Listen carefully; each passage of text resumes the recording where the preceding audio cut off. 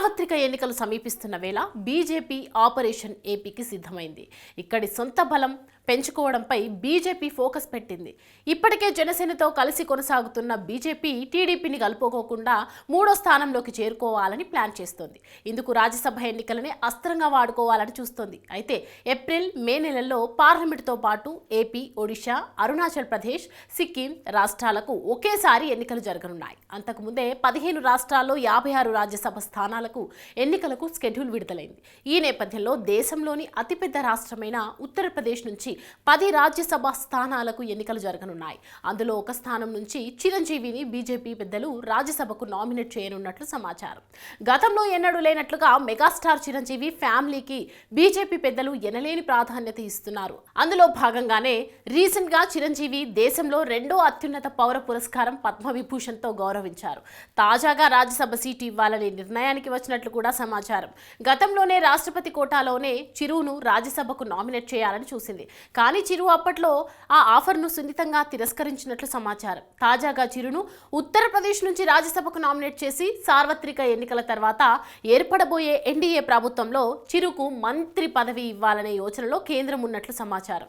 చిరును రాజ్యసభకు నామినేట్ చేయడం వెనుక బీజేపీ పెద్దల స్కెచ్ కనబడుతోంది. ఈ ఏడాది ఏప్రిల్లో సార్వత్రిక ఎన్నికలతో పాటు ఏపీలో ఎలక్షన్స్ జరగనున్నాయి. ఇప్పటికే బీజేపీతో జనసేన పొత్తులో ఉంది. అదే కాకుండా ఏపీలో కాపు సామాజిక వర్గంతో పాటు జనసేనాని ఆకట్టుకునే పనిలో భాగంగా చిరుకు పద్మవిభూషణ్ అవార్డు దక్కింది. చిరు ముందు నుంచి సేవా కార్యక్రమాల్లో ముందున్నారు. చిరంజీవి చారిటబుల్ ద్వారా నేత్రదానం, రక్తదానం వంటి సేవా కార్యక్రమాలను నిర్వహిస్తున్నాడు.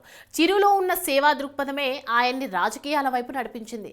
2008 ప్రజారాజ్యం పార్టీ స్థాపించి 2009 సార్వత్రిక ఎన్నికల్లో పోటీ చేసి 18 స్థానాలతో సరిపెట్టుకున్నాడు. 2009 ఎన్నికల్లో తిరుపతి, పాలకొల్లు నుంచి అసెంబ్లీకి పోటీ చేశారు చిరంజీవి. తన మామ సొంతూరు అయిన పాలకొల్లులో చిరంజీవి కాంగ్రెస్ అభ్యర్థి ఉషారాణి చేతిలో ఓటమి పాలయ్యారు. ఆ తర్వాత తన ప్రజారాజ్యం పార్టీని కాంగ్రెస్ లో విలీనం చేశారు. ఆ తర్వాత కాంగ్రెస్ పార్టీ తరపున 2012లో రాజ్యసభకు ఎంపికయ్యారు. ఆ తర్వాత యూపీఏ 2 నుంచి మన్మోహన్ సింగ్ కేంద్ర మంత్రి వర్గంలో పర్యాటక శాఖ మంత్రిగా బాధ్యతలు నిర్వహించారు.